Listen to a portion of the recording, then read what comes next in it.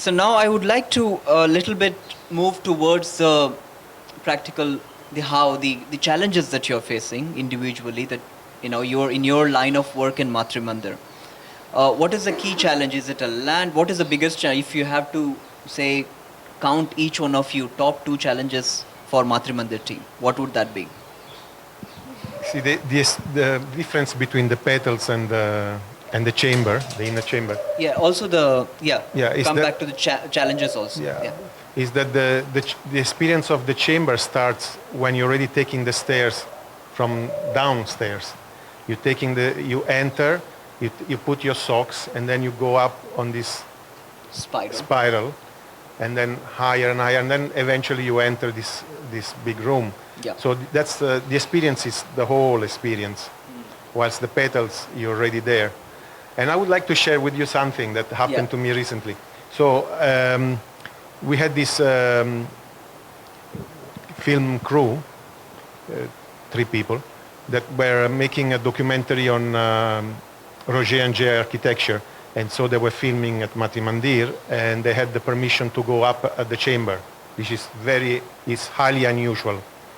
And Auroville Media Interface asked me if I could follow them, if I could help them and assist them, and so I did.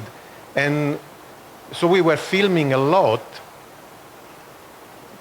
between when you put the socks, the white socks, and before you enter the actual chamber. In that area, we filmed a lot. We were filming and refilming, and for me, it was a totally different experience than the usual, walking all the way up and then sitting. And then we couldn't talk loud because we couldn't talk even normally because the echo is such that you couldn't understand each other. If you had to whisper. And so the whispering and being in that space, but then you're not going to meditate in the chamber, you are working, and it's a very strange feeling. I tell you, it was a touching experience, different from the meditation, but yet also unique. I just wanted to share it with you because it's... And quickly, you want to touch upon the geometry?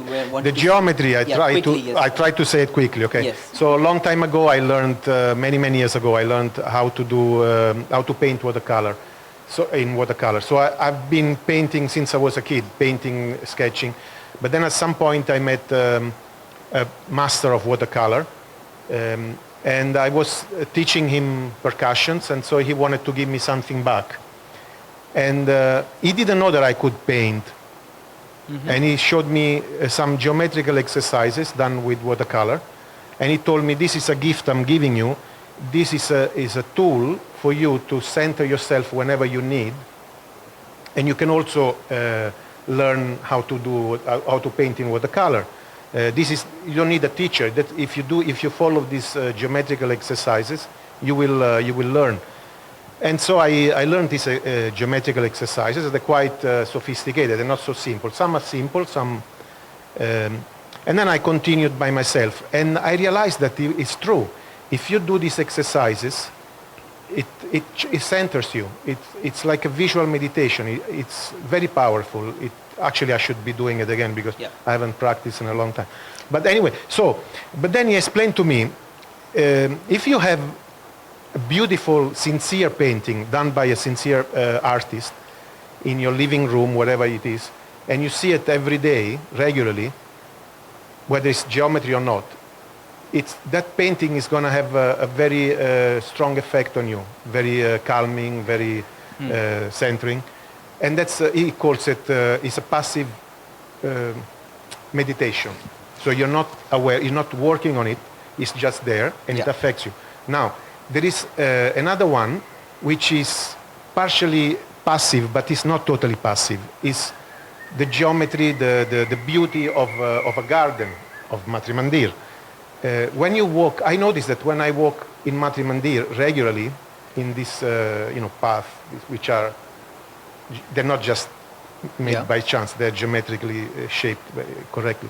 And it has an effect, it has a very strong effect, centering effect on me.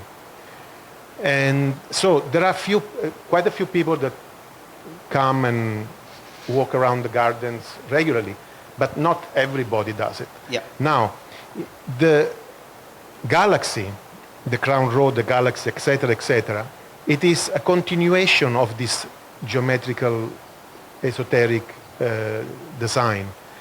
And it is a continuation. Imagine you not even knowing, you taking your scooter, your bicycle, you're walking, whatever vehicle you're using, you're going around this geometrical shape, what effect it has on you and on everybody. And this is what has the power to bring us together.